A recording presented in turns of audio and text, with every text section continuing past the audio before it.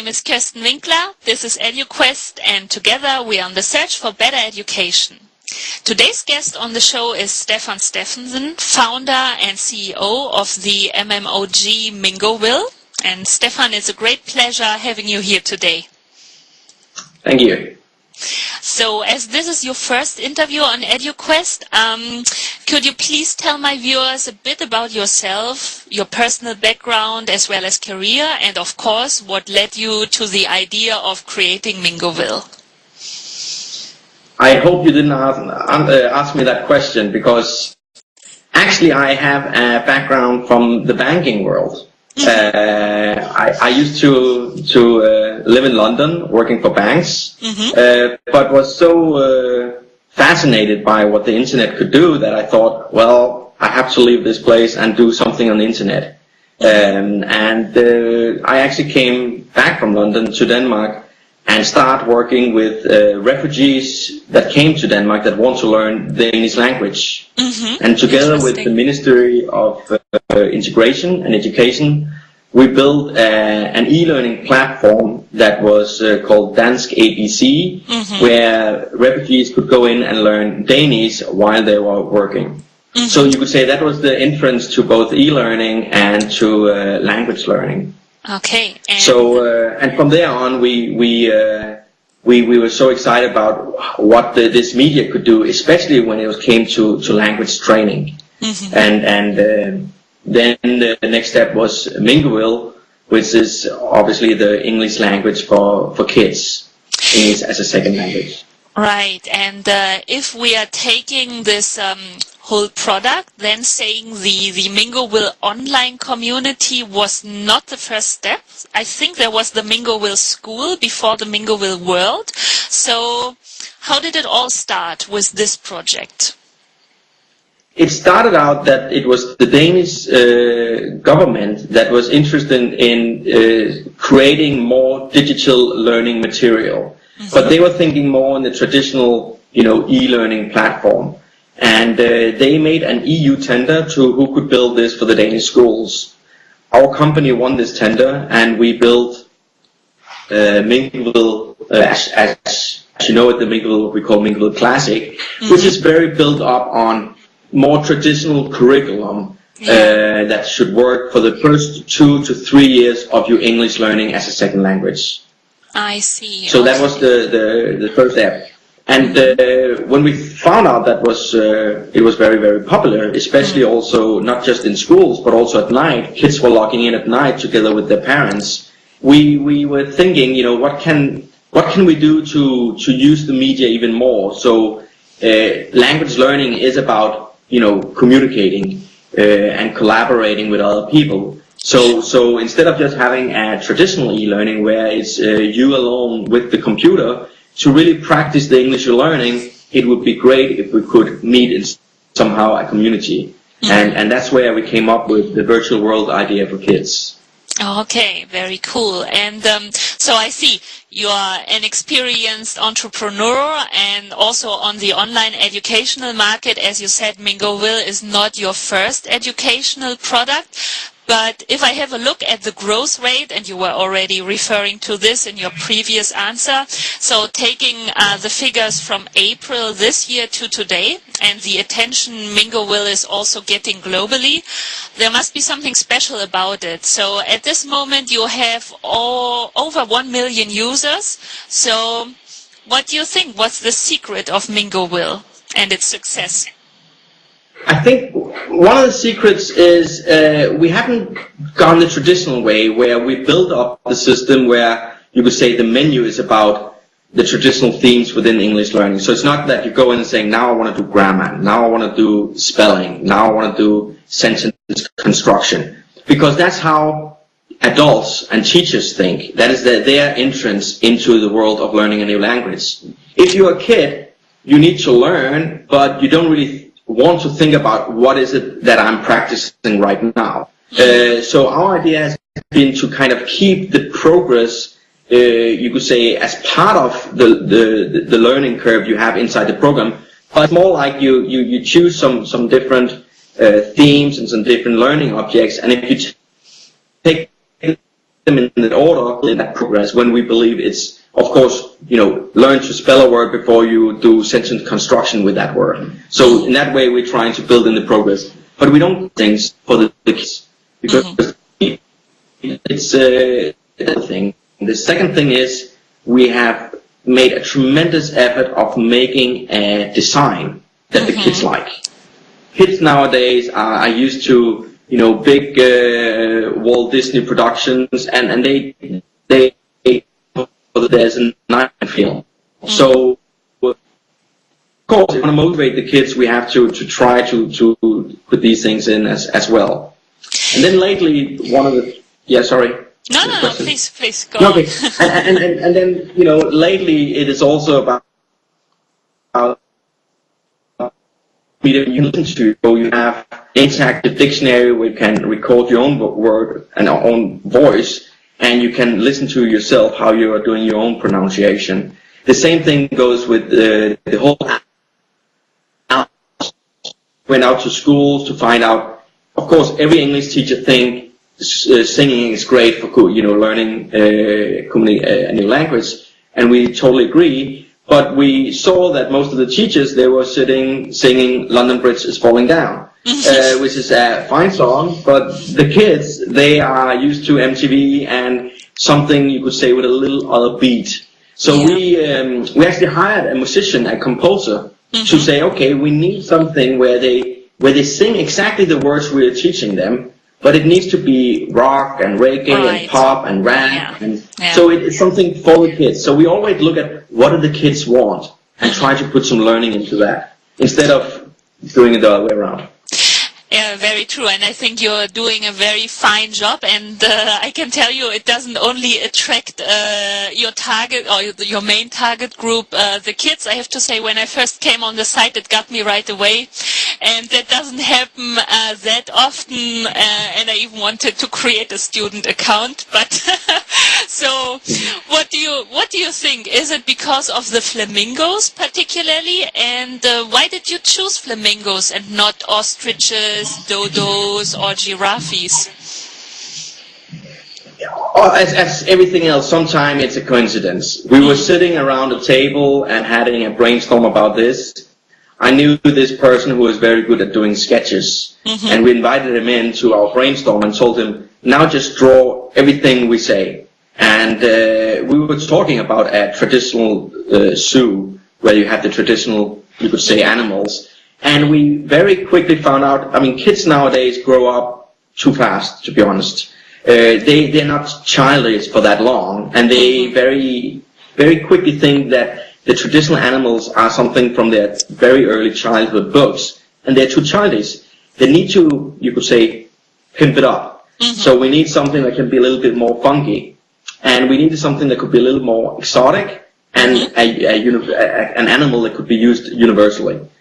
So it ended up that it was a flamingo, and we said, try to draw some more of those, and it actually well.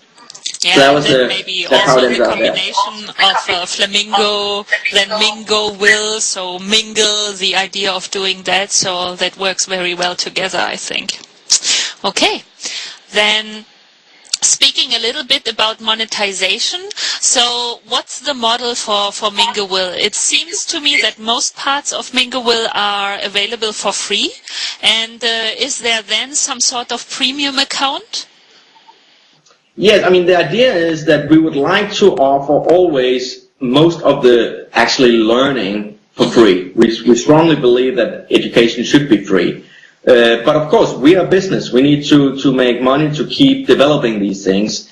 And so our business model, that is that if you like, you can upgrade your account and you can do more with it. So it's more than, you say, every time you do a spelling exercise, you actually earn some coins, some virtual coins. And with these coins, you can buy accessories and clothing for your small flamingo avatar. So you could say we use the business model we see in the entertainment world, like Club Penguin, that works very well, and see if we can transfer some of those things into Mingoville as well. But what we also do is we find sponsors around the world. We have big tele operators in Vietnam, in Chile, and we have governments that actually pay to make sure that if we want to make a deal with a country that say, can you make sure that we have servers and capacity enough to run the whole country, we say to give that guarantee, you need to, of course, make a sponsorship for that country. And that way we actually also get other people to pay for it. Mm-hmm. And the last thing we do now is we are partnering up with different traditional book publishers to actually make Mingoville books. And we just came out with the first, or just some months ago, with the first Mingoville books in Portugal, actually. I have an example here. Yeah. So you have actually, this is one of 4 Mingoville books that has come out in Portugal, and you can see the books are called Mingoville. The design inside is all about Mingoville, and there's a lot of exercises. But the most important thing is that you can actually with these books, they are, you could say, tied very closely up with the online product. So to make it easy for a teacher, they just need to say, make the traditional exercise you find in the book, and when you're done, in the bottom of the page it says, if you want to do more, go online now into exactly this mission and this activity to continue. So we try to combine the things, and we know that schools are more used to buy books than buy things online. So hopefully we will sell something there. I'm pretty sure, and I think it's a very nice approach to combine both still more traditional what public schools do, and as they are focused offline, but then bringing them more online and getting probably online the attention it surely deserves. So, as we were talking about it already, Mingoville is obviously focused on a younger audience, and on your website I read roughly between 5 and 15 years of age. And why did you choose to build a learning platform for children and teenagers and not for adults?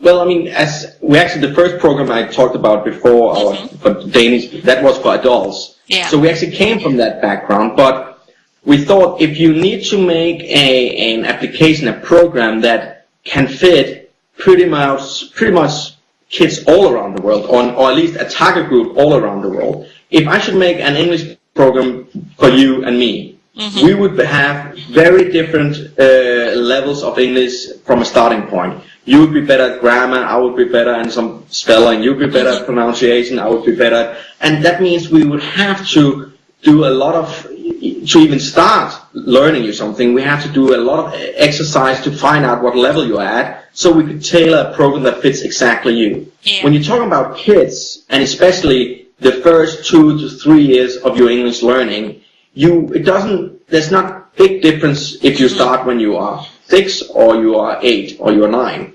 If you are starting it as a second language. So it was more, you could say, a one-size-fits-all program we could build, and hence we can see we can get it out to a much larger audience around the world. I see. And what are the different language skills students are able to practice in Mingoville world? And what are the different tools or also games you are offering for practice? I mean, of course, we have the traditional where you just learn some vocabulary, some single words by clicking on them. They have been, and you, of course, you hear an audio file. There's more than 10,000 audio files inside Mingoville, all created by real voice actors.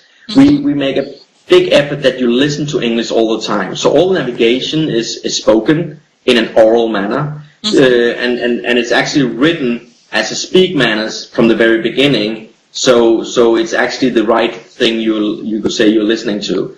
So we have the traditional where you learn words, you're spelling, you are doing sentence construction, and then we have, you could say, the karaoke machine where you go in and sing songs and record yourself.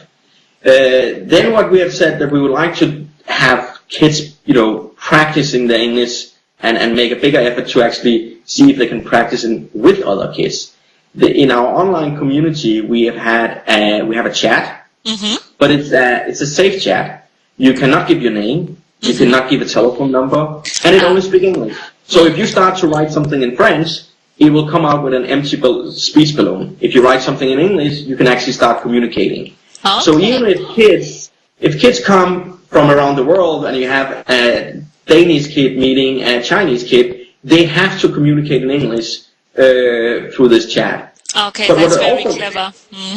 And what we also can do is we can go into the concert hall, and I can invite people in to the concert hall, and if I go up on the stage, and I have already been in and singing a song in the traditional Mingoville, I can actually have a concert where other people, I could go in and you could come and listen to my song, and the more people I have to come in and listen to my song, you can all clap with your mouse, and the more people clapping on me, the more points I get.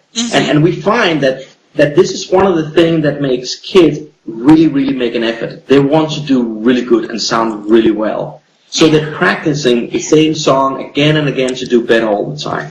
So that's the one way you could say of using the media, where the kids, they perform, you can say, and practicing pronunciation. We also have another game where you go in, and that's a two-player game where you and I would meet, and we would be on the the opposite side of a small table, and up will start a game where we do challenges of the word we already have recorded in the dictionary. So you would come up and you would first, I would choose one of my words. I would choose my word, let's say watermelon. And the only thing you can listen to my word and you would hear me say watermelon. You would then be given an option of three different icons, and you have to listen. What do you think I said? And there would be an icon of a watermelon, a toothpaste, and a milk. Okay. And I can actually see your mouse going around over the screen, and I can sit there hoping you're going to press watermelon and actually listen and understand what I said. If you do, we both get a point. And then you give me a word, and it goes forth and back like that. But the system where we give each other a point is actually we're giving us both point to collaborate. So it's good if we can both understand what each other is saying. And exactly. So both are benefiting from it. So I see with the different features you've just told me about, you ensure that basically anybody can use Mingoville and make a progress speaking English, no matter what native language they are speaking. So that is really that's very cool. You mentioned okay. Yeah. All those things we have talked about right now, that's part of the free program. So you don't have to pay anything to do all these things. So the main learning thing, that is for free. And that's important for us. Perfect. You mentioned it a little bit with online communities, especially for underage children. You get immediately concerns from parents and maybe also teachers about how secure the environment is. You mentioned the chat already. So what is your approach to ensure a safe learning experience for children and teenagers?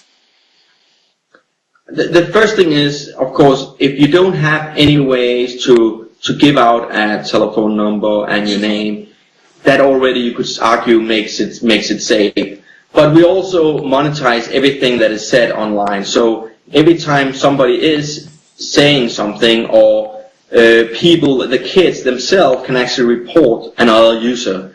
So if you feel offended in some way by somebody, you can actually report that user, and we'll get a message in here, and we can look in the logs of what did this person say to you, and if we feel that they did offend you, we can push them out. Okay. So that's a way to do that. And besides creating this wonderful online English learning experience, Mingoville, we can say, is also on a mission. So, for example, you are a partner of the Chile Habla Inglés program that wants to fight English illiteracy in Chile and is founded by the Chilean government. And in a tweet of Mingoville, I read that already over 150,000 Chileans joined the community since August. I mean, that's pretty amazing. So what is this program about? And how does Mingoville participate in it? And are there other programs you are involved already? I mean, yes. I mean, we are. You could say that the Chile Habla Inglés idea is that the Chilean government figured out that they want to do something new to teach kids English in an earlier age than they already do. Right now, normally you learn it from 5th grade, and they want to push that down to actually all the way down to 1st grade. But of course, they don't have all the teachers yet, the capacity of that thing. And they need to find a way, perhaps, to make it possible for everybody to start learning right now. So they partnered up with us, and we have made the Mingoville available to the whole country, and make sure that that we can control and make sure that we can give them all the capacity they need. And hence we found a sponsor in the country that are willing to say we would like, as a corporate social responsibility, to make this happen in Chile. So that's one of the things. So what the Chilean government does themselves right now is they are here in the month of October and November actually educating 2,000 teachers in the use of Mingoville and how they can use Mingoville to push it inside the classrooms. Because the teacher do need to perhaps have a little bit of a different angle into teaching when using an e-learning program compared to using traditional learning methods. I think so too, that you have to modify your teaching in some parts. So probably some training for the traditional elementary school teacher is then needed, and very useful to provide the students then with the best learning experience possible. Okay. Yes. We also have done the same thing actually with Portugal. We made a big cooperation with the Portuguese Ministry of Education, where they have they made an initiative called the Magellan Project, where they bought 500,000 of the classmate PCs to go out to all primary schools. And the only thing that's pre-installed on this computer, together with the Microsoft Windows operating system, is actually a Mingoville application. So we also are collaborating closely with the Portuguese Ministry of Education, and hopefully, any other Ministry of Education that want to start doing this, we are happy to cooperate. Okay, so everybody listening now, if you're interested, please write to Mingoville and address yourself. Okay, and we were also talking a little bit about the traditional books you're doing, and you were on the Frankfurt Book Fair a couple of weeks ago, and I think also presenting how you combine the Mingoville world, so then with the offline experience in the books. And but then I think there's more. Mingoville is also offering an application for mobile phones. That's right. And is this application also connected to the Mingoville world? Well, we have done some, we've done some testing of this. Yes, we do have mobile games, and we have made some special elements also for interactive whiteboards, smart boards, where we have up to 4 kids at the time can battle each other on an interactive whiteboard. But the new thing we have been, that's not live yet, but we are testing here, is where kids actually can use their the camera in the mobile phone, and we have created some flashcards with a barcode on, and the idea is that the teacher take these flashcards and put them around in the classroom. So if they go over and see a little flashcard with a T-shirt on, they take a picture of the barcode, and all of a sudden on their mobile phone the T-shirt will appear, and then they have to spell T-shirt. And if they spell the T-shirt correct, they can upload that with their username. And all of a sudden, in the virtual world, their kid would run around with a T-shirt on. So it's a way of integrating or for the teacher to do some integration inside the classroom to make some small, you could say, games and events, and also give the kids the possibility to use their mobile phones, because if you give them that possibility, they'll do anything. They laugh when they can use their mobile phones in the classroom. It's not very often they can do that, so that definitely motivates them. True, most of the time it's even forbidden, but it's a very nice approach. So, getting a bit more abstract now, one of the cornerstones of Mingoville seems to be the fun factor, and I read one of your quotes saying, yeah, basically we have to pick up the kids already where they are. So, and they are social or in social media, and you mentioned the mobile phones and all this stuff. So do you think this new approach that children want to be and maybe also need to be entertained today to get them into learning, or do you think this has always been like this and education has just, didn't pay enough attention to this fact yet? I would be difficult to judge anyone here, but I do think that the traditional school world perhaps has been a little bit slow of adopting the new medias. The kids have done it much faster. I think the kids are much more used to multitasking nowadays than when I went to school. But that also means that, perhaps the traditional sitting 45 minutes in a classroom, all faced up to the teacher that controls what's going on, perhaps is a bit old school, to be honest.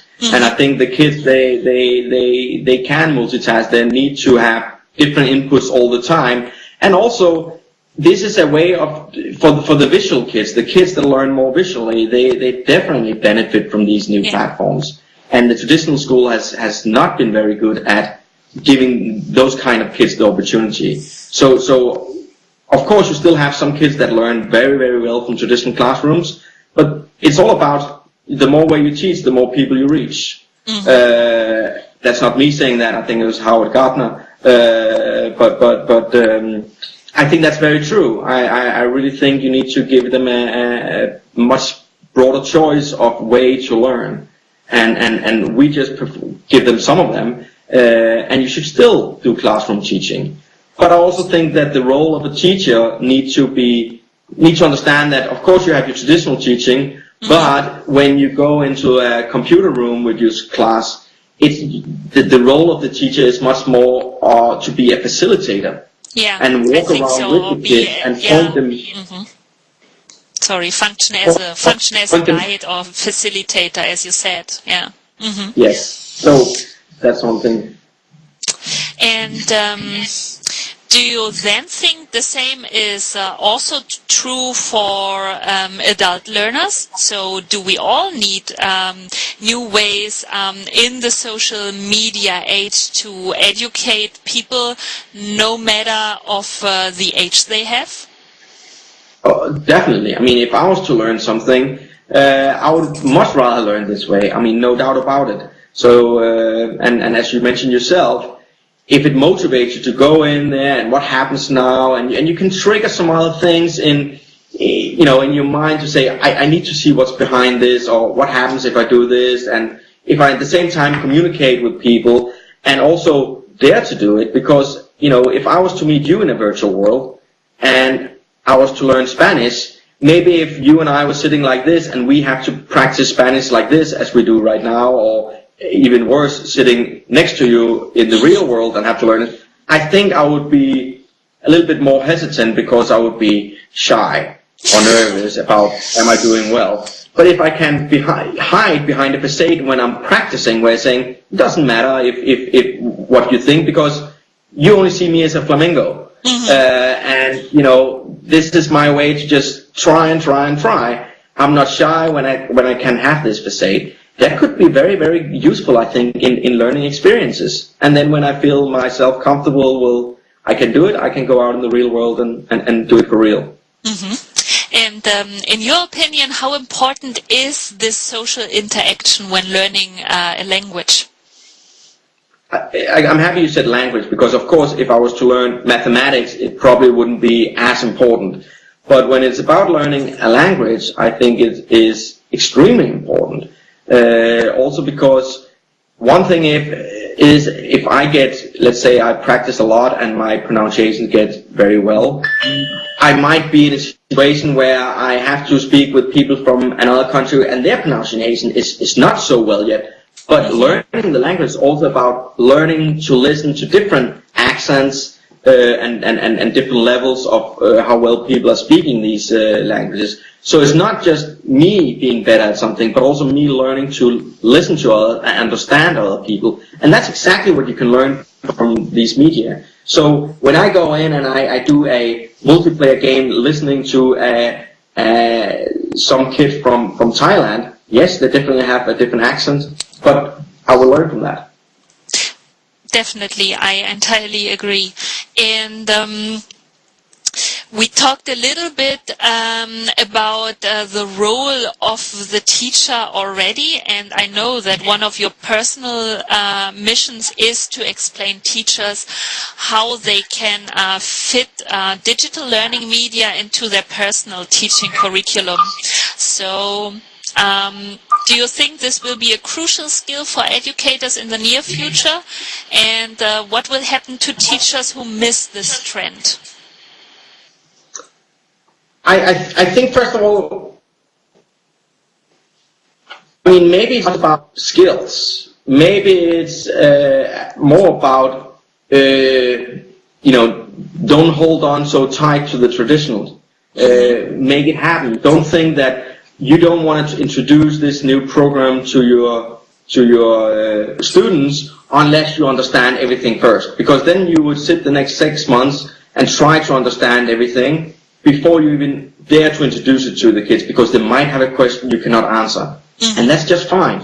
You don't have to understand everything as a teacher. That's why, again, the role as a facilitator is much more important, that you could walk around with them and just have an idea of the overall thing. And the kids, I mean, they will understand the navigation better than you do. We actually had an example where we tried some of our new mobile games in the classroom. And we tried it where we gave it to a teacher saying, now just go into the classroom and try it. But the teacher was like, well, I don't know how to use it even. And how can I give it to the kids? And we said, just go in and see what happens. The and kids afterwards, will tell you probably. Yeah. I mean, first of all, the kids just take the mobile phone, turn off the Bluetooth, and says, okay, just Bluetooth the game around to everybody else. So in a minute, everybody else had this game. And now they're just sitting playing it, and the teacher just sat there and looked at them. They were all doing well. And he walked around and could see what they were doing.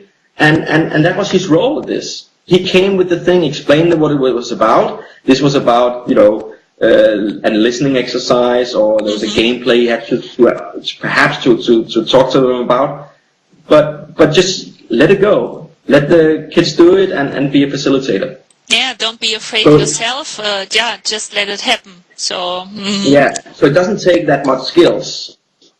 True. Actually.